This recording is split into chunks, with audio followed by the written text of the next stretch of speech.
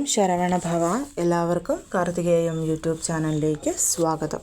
ഇന്നത്തെ വീഡിയോയിൽ ഞാൻ നിങ്ങളുമായിട്ട് പങ്കുവയ്ക്കുന്നത് ഈ ഒരു വൃശ്ചിക മാസം എന്ന് പറയുന്നത് ഭഗവാൻ മഹാദേവൻ അനുഗ്രഹം വളരെയധികം നമുക്ക് ലഭിക്കുന്ന ഒരു മാസമാണ്. ഈ മാസത്തിലെ തിങ്കളാഴ്ചകളൊക്കെ വളരെയധികം പ്രാധാന്യം നിറഞ്ഞതാണെന്നതുപോലെ തന്നെ ഈ മാസങ്ങളിലെ ഞായറാഴ്ചകളും വളരെയധികം പ്രാധാന്യം നിറഞ്ഞതാണ്. ശിവാനുഗ്രഹം നിറഞ്ഞ ഈ ഒരു വൃശ്ചിക മാസത്തിൽ മന്ത്രങ്ങൾ ചൊല്ലി ദീപം തെളിയിച്ച് നമ്മൾ പ്രാർത്ഥിച്ചാൽ അതിന് വളരെയധികം ഫലം നമുക്ക് ലഭിക്കും. കാരണം മന്ത്രത്തിന് സിദ്ധി തരുന്ന ഗ്രഹം എന്ന് പറയുന്നത് കേതുവാണ്. ആ കേതു ഗ്രഹം ഉച്ചമടയുന്ന രാശിയാണ് വൃശ്ചിക രാശി എന്ന് പറയുന്നത്. കേതു എന്നാൽ തീ എന്നാണ് പറയുന്നത്. അതായത് തീ എന്ന് പറഞ്ഞാൽ ഇവിടെ ദീപമാണെന്ന് ഞാൻ നേരത്തെ തന്നെ പറഞ്ഞിട്ടുണ്ട്. വൃശ്ചിക മാസത്തിലെ ഞായറാഴ്ച എത്ര ഞായറാഴ്ചയുണ്ടോ അതിലെല്ലാ ഞായറാഴ്ചയും അല്ലെങ്കിൽ ഏതെങ്കിലും ഒരു ഞായറാഴ്ച നിങ്ങൾ ഈ ഒരു പഞ്ചാക്ഷര ദീപം തെളിയിച്ചാൽ രോഗങ്ങൾ മാറി സമ്പൽ സമൃദ്ധിയും ഐശ്വര്യവും മനസ്സമാധാനവും ആഗ്രഹസാധ്യവുമൊക്കെ നിങ്ങൾക്ക് ലഭിക്കുന്നതാണ്. എന്തുകൊണ്ടാണ് ഞായറാഴ്ച നമ്മൾ പഞ്ചാക്ഷര ദീപം തെളിയിക്കണം എന്ന് പറയുന്നത്? ഞായറാഴ്ചയുടെ അതിദേവത എന്ന് പറയുന്നത് സൂര്യനാണ്. സൂര്യൻ്റെ മറുരൂപമാണ് ശിവഭഗവാൻ. ആ ഭഗവാൻ പഞ്ചാക്ഷര രൂപത്തിലാണ്. നമ്മളൊരു മന്ത്രം ചൊല്ലുമ്പോൾ ആ വാക്കുകൾ നമ്മുടെ മനസ്സിലും നാക്കിലും ഒരുപോലെ വരണം. എങ്കിൽ മാത്രമേ നമുക്ക് ആ ഒരു മന്ത്രത്തിന് പൂർണ്ണഫലം ലഭിക്കുകയുള്ളൂ. 5 അക്ഷരമാണ് നമഃശിവായ. 5 ദീപമാണ് ഇവിടെ നമ്മൾ കൊളുത്തേണ്ടത്. അതാണ് നമ്മൾ വീട്ടിൽ കൊളുത്തുന്ന നമ്മുടെ നിലവിളക്കെന്ന് പറയുന്നത്. ഓരോ ഞായറാഴ്ചയും അല്ലെങ്കിൽ ഏതെങ്കിലും ഒരു ഞായറാഴ്ച നിലവിളക്കിൽ 5 തിരിയിട്ട് കൊളുത്തി ഓം നമഃശിവായ നമ്മൾ ജപിച്ചുകൊണ്ട് കൊളുത്തണം. അങ്ങനെ നമ്മൾ ചെയ്താൽ നമ്മൾ ആഗ്രഹിക്കുന്ന കാര്യം വൃശ്ചിക മാസം തീരും മുൻപ് ഭഗവാൻ മഹാദേവൻ തന്ന് അനുഗ്രഹിക്കും. ഈ ഒരു ദീപം നമ്മൾ വൈകുന്നേരം വേണം കൊളുത്താൻ വേണ്ടിയിട്ട്. കാരണം നമുക്ക് രാവിലെ സൂര്യഭഗവാനെ കാണാൻ ഭഗവാന്റെ ശക്തി ഈ പ്രപഞ്ചത്തിൽ വളരെയധികമായിരിക്കും. എന്നാൽ വൈകുന്നേരം സൂര്യഭഗവാൻ മറഞ്ഞു പോകുന്നത് കൊണ്ട് ഭഗവാന്റെ ശക്തി കുറയുകയും ഇരുൾ ഗ്രഹങ്ങളായ ശനി, രാഹു, കേതു ഇവയുടെ ശക്തി കൂടുകയും ചെയ്യും. കഫരോഗാദി നമ്മൾക്ക് അതൊക്കെ കൂടാനായിട്ടുള്ള സാധ്യതയും വളരെയധികം കൂടുതലാണ്. അതുകൊണ്ട് തന്നെ ഭഗവാൻ സൂര്യൻ മറയുന്ന സമയത്ത് വേണം നമ്മൾ ഈ ഒരു പഞ്ചാക്ഷര ദീപം കൊളുത്താൻ.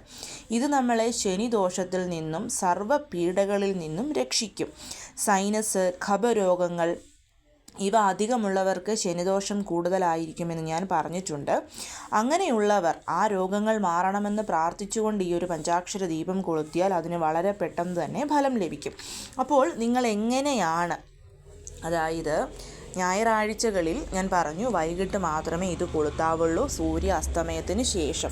എങ്ങനെയാണ് നമ്മൾ ഈ ഒരു ദീപം കൊളുത്തേണ്ടത് എന്നുള്ളതാണ് ഇനി ഞാൻ പറയുന്നത്. വൈകിട്ട് തലയ്ക്ക് കുളിച്ച് ഫ്രഷായി അന്നത്തെ ദിവസം നിങ്ങൾ നോൺ വെജ് ഒന്നും കഴിക്കാതെ വേണം ഈ ഒരു ദീപം കൊളുത്താൻ. ഈ ദീപം കൊളുത്തിയിട്ട് രാത്രിയിൽ നിങ്ങൾ നോൺ വെജ് കഴിച്ചോ കുഴപ്പമൊന്നുമില്ല. നിങ്ങൾ ചെയ്യേണ്ടത്, നമ്മൾ സാധാരണ കത്തിക്കുന്ന നമ്മുടെ നിലവിളക്ക് കഴുകി ശുദ്ധമാക്കണം. ഒരു ബ്രാസിൻ്റെ പ്ലേറ്റിൽ വെച്ചിട്ടായിരിക്കുമല്ലോ നമ്മൾ തീർച്ചയായിട്ടും നിലവിളക്ക് കൊളുത്തുന്നത്.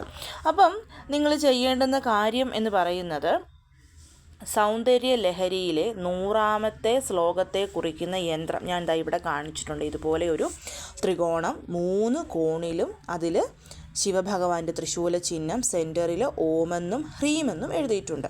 ഇത് മാക്കോലമായിട്ട്, അതായത് പച്ചരി പൊടി കൊണ്ട് നമ്മൾ ഈ ഒരു കോലം ആ ഒരു പ്ലേറ്റിൽ വരയ്ക്കണം. ഇനി പ്ലേറ്റ് ചെറുതാണ് അല്ലെങ്കിൽ പ്ലേറ്റിൽ വെക്കാൻ ബുദ്ധിമുട്ടുള്ളവരാണെങ്കിൽ നിങ്ങളുടെ കയ്യിൽ തടിയുടെ പീഠമുണ്ടെങ്കിൽ ആ പീഠത്തിലും ഈ ഒരു കോലം വരയ്ക്കാവുന്നതാണ്.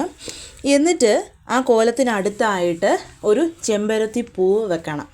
ചെമ്പരത്തി പൂവ് ചുമന്ന കളറിൽ കിട്ടില്ലെങ്കിൽ ചുമന്ന കളറിലെ റോസാപ്പൂവോ താമരപ്പൂവോ അരളിപ്പൂവോ എന്താണോ ചുമപ്പ് കളറിൽ കിട്ടുന്ന പൂക്കൾ അത് വെക്കാം. ഇനി ചുമന്ന കളർ പൂക്കളൊന്നും കിട്ടാനില്ലാത്തവർ ഒരു ശകലം കുങ്കുമം എടുത്തിട്ട് ഭഗവാൻ മഹാദേവനെ മനസ്സിലോർത്ത് ആ കുങ്കുമം ആ ഒരു കോലത്തിൻ്റെ അടുത്തായിട്ട് വെക്കണം. അതിന് ശേഷം നമ്മൾ ആ ഒരു കോലത്തിൻ്റെ കുറച്ച് അപ്പുറത്തായിട്ട് മാറി ഒരു പിടി പച്ചരി ഇട്ടിട്ട് അതിന് മുകളിൽ വേണം നമ്മൾ നിലവിളക്ക് വെക്കാൻ വേണ്ടി. അതായത് ആ കോലത്തിൻ്റെ പുറത്ത് നമ്മൾ നിലവിളക്ക് വെക്കരുത്. അപ്പോൾ ആ കോലം വരയ്ക്കാനുള്ള സ്പേസും നമ്മൾ വെക്കുന്ന ആ ഒരു പ്ലേറ്റിലുണ്ടാവണം. പച്ചരി നിരത്തി അതിന് മുകളിൽ നിലവിളക്ക് വെക്കാനുള്ള സ്പേസും ഉണ്ടായിരിക്കണം. അതിന് ശേഷം വേണം നമ്മൾ നെയ്യൊഴിച്ച് വേണം ഈ ഒരു പഞ്ചാക്ഷര ദീപം കൊളുത്താൻ. നെയ്യല്ലാതെ മറ്റൊന്നും ഉപയോഗിക്കരുത്. അത് ഒന്നാമത്തെ കാര്യം. രണ്ടാമത്തെ കാര്യം, ഇപ്പോൾ തണുപ്പ് കാലമായതുകൊണ്ട് നെയ്യ് ഇങ്ങനെ കട്ട പിടിച്ചായിരിക്കുമല്ലോ ഇരിക്കുന്നത്. അപ്പം നമ്മൾ ജസ്റ്റ് അതൊന്ന് ചൂടാക്കും ഈ നെയ്യ് അടുപ്പിൽ വെച്ച്. അപ്പോൾ അത് നിങ്ങൾ ചെയ്യരുത്. ആ കട്ട പിടിച്ച നെയ്യ് കൊണ്ട് തന്നെ നമ്മൾ ദീപം കൊളുത്തുക. നിങ്ങൾക്ക് വേണമെങ്കിൽ വല്ല സ്പൂണോ വല്ലതും ഇട്ട് ആ നെയ്യ് നന്നായിട്ടൊന്ന് മിക്സ് ചെയ്തൊന്ന് ലൂസാക്കാം. ലൂസാക്കിയിട്ട് അത് നമ്മൾ ആ ഒരു വിളക്കിൽ ഒഴിച്ച് കത്തിക്കണം. നെയ്യ് ഒരിക്കലും ഉരുക്കാതെ കത്തിക്കാൻ വേണ്ടിയിട്ട് ശ്രദ്ധിക്കണം. ഓരോ ദീപം കൊളുത്തുമ്പോഴും ഒന്നെങ്കിൽ ഓം ശിവായ നമഃ എന്നോ അല്ലെങ്കിൽ നമഃശിവായ എന്നുള്ള മന്ത്രം അതെന്താണോ നിങ്ങൾ ചൊല്ലുന്നത് അത് ചൊല്ലിക്കൊണ്ട് വേണം നമ്മൾ ഈ ഒരു 5 ദീപവും കൊളുത്താൻ വേണ്ടിയിട്ട്. അതിന് ശേഷം നമ്മൾ നിവേദ്യം വെക്കണം. നിവേദ്യം എന്ന് പറയുന്നത് വെൺപൊങ്കലാണ് നിവേദ്യം വെക്കേണ്ടത്. വെൺപൊങ്കൽ ഉണ്ടാക്കുന്ന വിധമൊക്കെ യൂട്യൂബിലുണ്ട്. പക്ഷേ എന്നാൽ പോലും ഞാനൊന്ന് പറഞ്ഞു തരാം. ഒരു 2-3 സ്പൂൺ പച്ചരി എടുക്കുക. അത്രയും തന്നെ നമ്മൾ ചെറുപയർ പരിപ്പും എടുത്തിട്ട് കുക്കറിലിട്ട് നന്നായിട്ട് വേവിച്ചെടുക്കണം. നന്നായിട്ട് വേവിച്ചാൽ നമ്മളത് സ്പൂൺ കൊണ്ട് നന്നായിട്ടൊന്ന് ഉടച്ചിട്ട് നല്ലെണ്ണ ഒഴിച്ച്, ഇനി നല്ലെണ്ണ ഇല്ലെങ്കിൽ നെയ്യാണെങ്കിലും മതിയാകും, അതൊഴിച്ച് അതിലോട്ട് ചെറിയ ജീരകവും കുരുമുളകും വറ്റൽമുളകും കറിവേപ്പിലയും എല്ലാം കൂടെ താളിച്ച് ഒഴിച്ച് ഇളക്കി മിക്സാക്കി എടുക്കുന്നതാണ് ഈ ഒരു വെൺപൊങ്കൽ എന്ന് പറയുന്നത്. യൂട്യൂബിൽ സെർച്ച് ചെയ്താൽ നമുക്ക് റെസിപ്പി കിട്ടും. അതിൽ വളരെയധികം ചേർക്കേണ്ടുന്ന ഒരു വസ്തു എന്ന് പറയുന്നത് കറുത്ത മുന്തിരിങ്ങയാണ്. നമ്മുടെ ഉണക്കമുന്തിരി ഉണ്ടല്ലോ, അത് സീഡ്ലെസ് ആയിട്ടുള്ള കറുത്ത മുന്തിരി ഉണങ്ങിയത് നമുക്ക് കിട്ടും, ഡ്രൈ ഗ്രേപ്സ്. അത് വാങ്ങിയിട്ട് അതും കൂടി നമ്മൾ ഇതിൽ താളിച്ച് ചേർക്കണം. എന്നിട്ട് വേണം അത് നമ്മൾ ഭഗവാന് നിവേദ്യമായിട്ട് വെക്കാൻ. ഈ ഒരു നിവേദ്യവും സമർപ്പിച്ചതിന് ശേഷം നമ്മൾ ആ ഒരു ദീപത്തിന് മുൻപിലിരുന്ന് പഞ്ചാക്ഷരി മന്ത്രം 108 പ്രാവശ്യം ജപിക്കാം. അതേപോലെ പഞ്ചാക്ഷര കീർത്തനമുണ്ടല്ലോ, നാഗേന്ദ്രഹാരായ ത്രിലോചനായ ഭസ്മാംഗരാഗായ മഹേശ്വരായ എന്ന് പറയുന്ന പഞ്ചാക്ഷര കീർത്തനവും കൂടി അവിടെ ഇരുന്ന് ജപിക്കണം. ജപിച്ചിട്ട് ഭഗവാനോട് എനിക്കും എൻ്റെ കുടുംബത്തിലുള്ള ഓരോരുത്തർക്കും മനത്തെളിച്ചവും ഉടൽ തെളിച്ചവും തന്ന് സർവ്വസമ്പൽ സമൃദ്ധിയും തന്ന് നിങ്ങളുടെ ഒരു ആഗ്രഹം അത് ഭഗവാനോട് പറഞ്ഞ് അതും സാധിച്ചു തരണം എന്ന് പ്രാർത്ഥിച്ചു ഭഗവാന്റെ അനുഗ്രഹം. ഞാൻ ഇന്നലെ ഭഗവാന്, അതായത് ലക്ഷ്മി പൂജയിൽ നമസ്കരിക്കുന്ന കാര്യം പറഞ്ഞപ്പോൾ അറിയില്ല എന്ന് പറഞ്ഞൊരു മെസ്സേജ് ഉണ്ടായിരുന്നു. നമ്മൾ മുട്ടുകുത്തി നമ്മുടെ നെറ്റി തറയിൽ മുട്ടിച്ച് നമസ്കരിക്കണം. സ്ത്രീകൾ അങ്ങനെയാണ് നമസ്കരിക്കേണ്ടത്. അങ്ങനെ നമസ്കരിച്ച് നിങ്ങൾക്ക് അവിടെ നിന്ന് എഴുന്നേക്കാം. എഴുന്നേറ്റ ഉടനെ തന്നെ നിവേദ്യമായിട്ട് വെച്ച വെൺപൊങ്കൽ വീട്ടിലുള്ള എല്ലാവർക്കും കൊടുത്ത് നമുക്കും കഴിക്കാവുന്നതാണ്. ഇത് നമുക്ക് വളരെയധികം ഐശ്വര്യം തരുന്നത് മാത്രമല്ല, നമ്മുടെ പ്രാർത്ഥനകൾ എന്താണോ ഭഗവാന് മുൻപിൽ വെക്കുന്നത് അത് സാധിച്ചും കിട്ടും. സോ കഴിയുന്നതും എല്ലാവരും ഇത് ചെയ്യാനായിട്ട് ശ്രമിക്കണം. എല്ലാ ഞായറാഴ്ചയും, വൃശ്ചികത്തിലെ എല്ലാ ഞായറും ചെയ്യാം. അങ്ങനെയല്ല എന്നുണ്ടെങ്കിൽ നിങ്ങൾക്ക് വൃശ്ചിക മാസത്തിലെ ഏതെങ്കിലും ഒരു ഞായറാണെങ്കിലും ചെയ്യാവുന്നതാണ്. ഈ വരുന്ന ഞായർ 30 ഞായറാണ്.